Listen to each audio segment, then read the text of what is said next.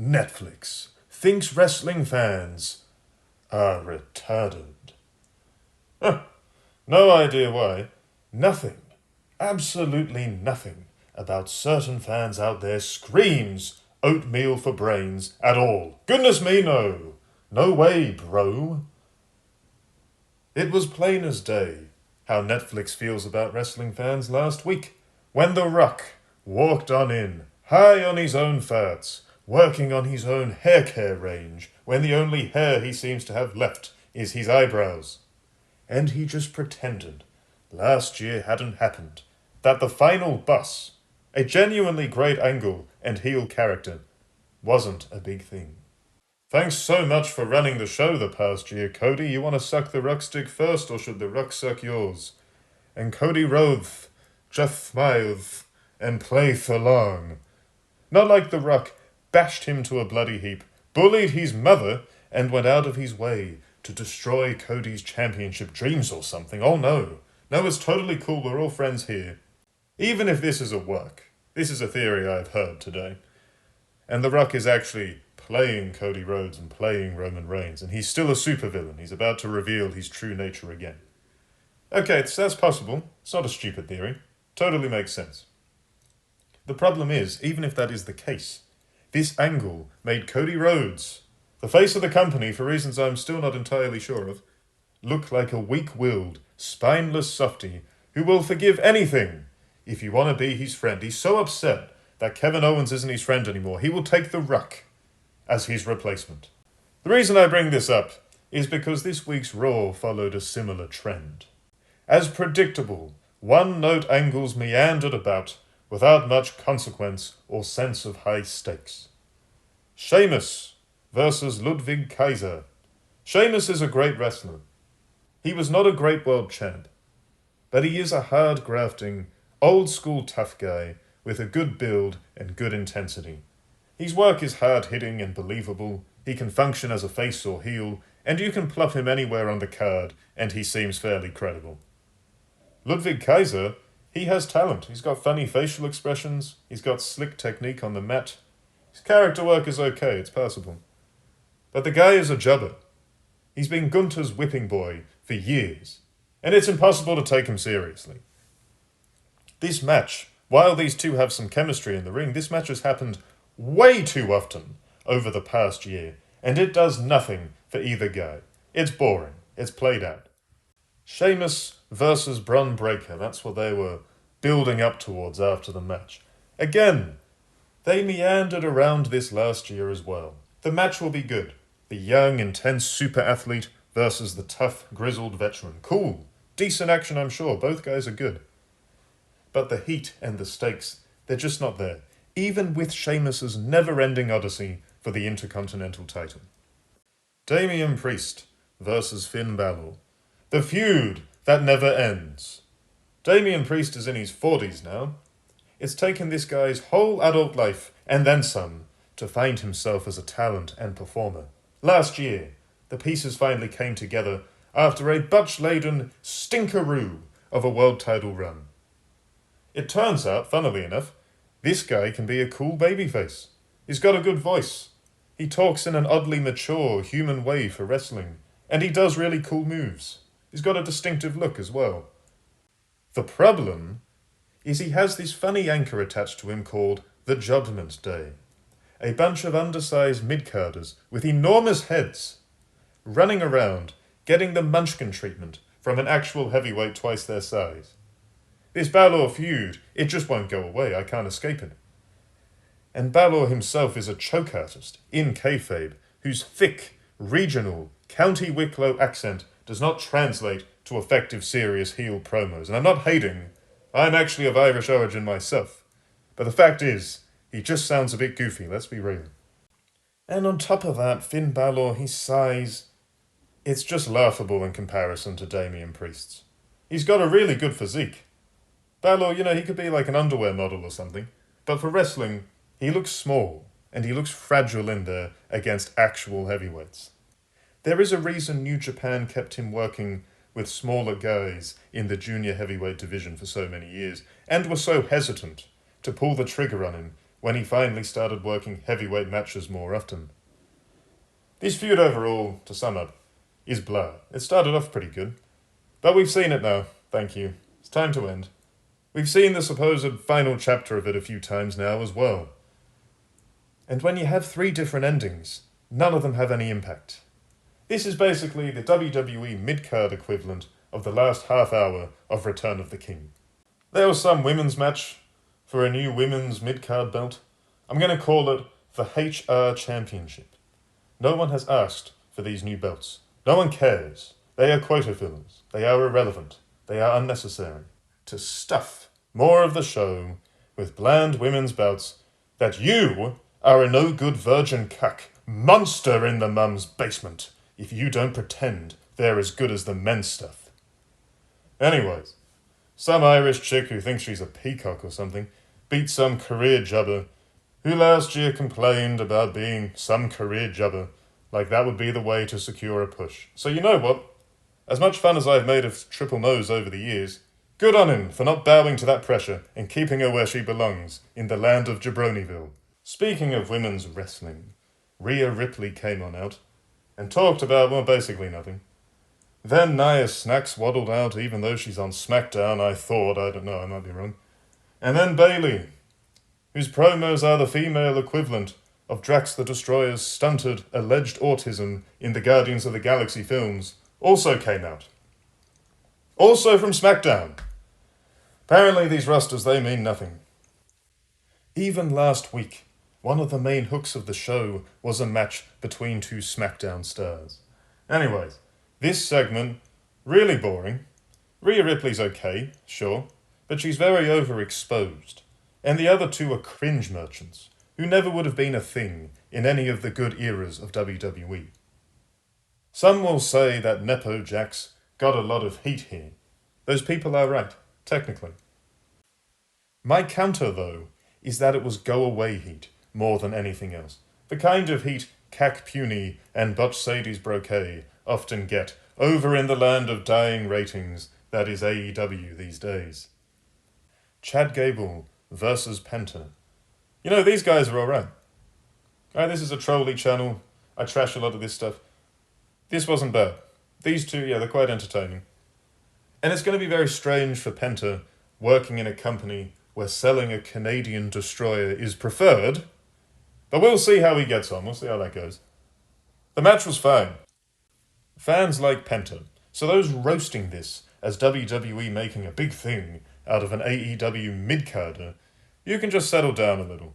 This guy has star potential, right? Let's relax. Those masks, they're going to be a merchandising phenomenon. Chad Gable, he actually used to have some star potential as well. Under Vince McMahon, he was buried. He was turned into a jabroni who cosplayed as a basketball player because he's a bit short. I think it was meant to be an ironic joke or something. And it was nonsense. Shorty G. Shorty G. He's made fun of and he embraces it. Like a masochist with a humiliation kink. It's terrible. Just terrible stuff. And I don't get it because, I mean, yeah, he's not the tallest guy, but he's not that short. He's like 5'9", I think. And he's very well muscled. It's not like he's puny. This guy has a jacked physique. And he has a lot of legit athlete credibility. And that matters. A lot of people pretend it doesn't, but it does. Under Triple Nose, Chad Gable got some time to shine for a little bit. But his babyface work with Gunther was ultimately buried in service of Sami Zayn's Intercontinental title run last year, and Chad Gable, he has never really recovered from that. Now for Penta, as good as the match was and his entrance and the crowd interest in him, there is already trouble ahead. You see, in places like Lucha Underground and TNA, not that I ever watch TNA, I need to make that clear, guys, alright, I have a life. Okay, you might not believe I do, because I do videos like this, but I do. Anyways, Penta was a bloodthirsty menace, not that I'd know, because I didn't watch him. His crazy look and his hardcore style were played up to give him a dark, threatening aura. And it largely worked, he was quite scary. Here, though, he basically gave an award acceptance speech afterwards. Golden Globe winner, Penta El Ciero Miedo, or whatever his name is this week. His family are in the front row, he's thanking everyone, he's so happy to be here, gracias everyone. In reality, look, That's nice. I'm sure he is happy to be there. It's exciting. He's being paid well to be in the biggest company in the entertainment medium he works in. But in kayfabe, you just killed this man's aura before it even got moving. Now he's just another guy doing his bit to inflate WWE's ego. Imagine going out in that costume with the war paint and just being, oh, hi guys, I'm so happy to be here. This is such an honor. Now he's just a man. A cosplaying man. That's it. Not great. Alright, look. Let's wrap this up. Last night, I'll be honest with you, I had to go to a work dinner. It was this big sushi joint. And let me tell you, I might have eaten some bad salmon, I'm not sure. But I almost had to record this from my porcelain throne. Bit of swordfish too, and now, passing the sword's getting a bit fishy. Now, CM Punk says he took 10 years off from wrestling, like he didn't embarrass himself in AEW for a while. Okay, sure thing. His references to John Cena in his promo, they get a pup, because, you know, John Cena is a big star people actually want to see. And you see this sad smile on CM Punk's face while he does it, as he has to use Big Match John's name for a big reaction. Their 2011 feud, frankly, is overrated. It revolves around Punk breaking and disrespecting kayfabe to complain about being a mid-carder before being a sellout hypocrite who comes back to the company 8 days after quitting, after vowing to never return. Of course, in both kayfabe and reality, CM Punk is always a hypocrite. He spends his WWE run complaining about rich, old, part-timers stealing spots from deserving, hard-working, full-time talent. And then he goes and he does that exact thing in an actual sport with the UFC. Someone remind me how that ended. And of course, it's been a while since I made a video like this, but I have a long memory. Being critical of an overrated kayfabe killer who has caused chaos and politicking mayhem seemingly, nearly, everywhere he's gone, means you're an AEW fanboy. Ooh. Oh, you must like sucking Tony Khan's dick, AEW, Mark. I hope you die. Oh. Look, his AEW run, that sucked as well. The MJF feud, that was pretty good. But otherwise, it was just him kissing his own ass, wrestling undercarders like Lee Moriarty, before having a nervous breakdown because of a stupid shoot comment from Hangman Page that went over most people's heads at the time. Drew McIntyre, he came out for this little thing with CM Punk and Seth Rollins. Great promo. Drew McIntyre, that is, not the other team. The problem with Drew McIntyre is at this point it really just means nothing, since he loses everything, even losing to mid-card Jey Uso just last week. Drew McIntyre, this guy, he could have been a top dog, but his kayfabe credibility has been shot to pieces. It's a shame, because yeah, he's good. He's a good wrestler. Now, I mentioned earlier how 2 SmackDown stars were 2 of the main headliners of last week's Raw. Right, so Gunther, the alleged world champ, the alleged top dog main event star of Monday Night Raw, wasn't even on the show properly. I think he had some taped segment or something. Didn't make a live appearance. It's pretty bad.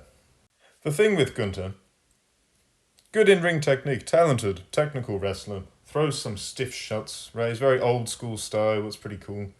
And he's okay on the mic, right? I mean, it's worth remembering English is not his first language. I think he does quite a good job there. The problem with Gunther is his aura is on a very downward swing. Officially, he's the main champ of Raw, but then he doesn't get a proper appearance on the all-important Netflix debut. Every feud he does, too, it's the same formula.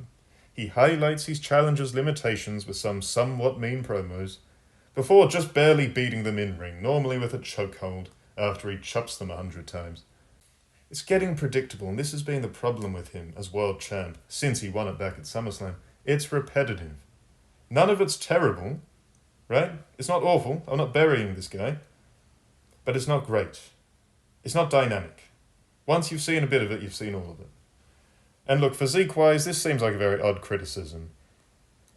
He just doesn't seem that threatening, right? He's meant to be this big final boss kind of guy. That's fine. It makes sense in story.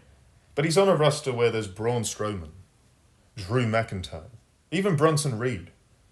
All of whom look like big, nasty, surly, tough guys. The kind of guys who would beat the snot out of you at the pub. In Gunther's case, I mean, he's quite tall and he's in okay shape, but he doesn't really look superhuman or monstrous, and yet we're meant to kind of believe he's unbeatable. Weirdly, he was more intimidating when he was a big fat guy, back when he was Volta. Back then, he really did look like a mean, horrible brute, you know? There's no sense of vanity with him. He was a fat brawler, he was here to beat you to death, and then he was going home, probably to eat. Overall, still a good wrestler. I do remember last year I saw quite a few wrestling fans hating on him. They said he was boring, that his matches were a bit blah. I strongly disagree. He's a throwback to an old school style of wrestling. I think he does it very well. But this title run is bland. And he's basically spinning his wheels at this point until either Brock Lesnar, if that ever happens, or Goldberg finally come back to make a challenge and give him a big name. Right, so let's just be real. No one wants Logan Paul. Anywhere. Pig abuser, dog abuser, scam artist. His partner's a town bicycle. He's got a horrible attitude. He's an insult to boxing. I mean, the list just goes on and on. People are tired of him. Not all people, I'm sure he has fans, but a lot of people are just very, very tired of him and KSI and Mr. Beast and all these other phony, petty criminal creeps that hijacked YouTube for a while. Logan Paul is a good athlete. I'm not going to pretend he's terrible at what he does. But once you've seen one Logan Paul singles match, you've basically seen them all. He'll do some cheeky heel bro playing to the crowd. He gets in a few big boy athlete spots and he'll do the big frog splash and all that type of thing. And then actually, funnily enough, he loses. He jubs a surprisingly large amount for such a well-known celebrity. It just stops being interesting after a while, even for people who are fans of him, I would think. And this idea that he's a big draw for the company is becoming more and more questionable as he becomes more and more of a PR liability. And this rumoured feud with Gunther, this is something I read this morning. This feud will be a mess, if it happens, for the world title or in general, because neither guy is even remotely likeable, or easy for fans to root for. Gunther plays a jerk heel, he's snooty, he's full of himself. Logan Paul, it doesn't matter what he plays, he's clearly a scumbag. I know people say, oh, a lot of people in wrestling are scumbags. Sure, a lot of them it's not that painfully, hilariously obvious when they're still in their prime. And on top of all of this, and I think this is something pretty much everyone can agree on, whether you love the current WWE product or you think it sucks or anything in between. The whole show, this week, last week especially, every week going forwards, I imagine, endless advertising. Now I understand that WWE is a big company and that you need to make big money. It's understandable. All the same, it's just a bit insulting after a while, not only to viewers, but perhaps even more importantly, to the talent as well. Everywhere you turn, ads, and more ads. Do they work? That's the question. Do they make you want to buy the products? Or are they just a nuisance and an eyesore? Logos on a ring mat are always an eyesore, as proved by WCW and, to this day, New Japan.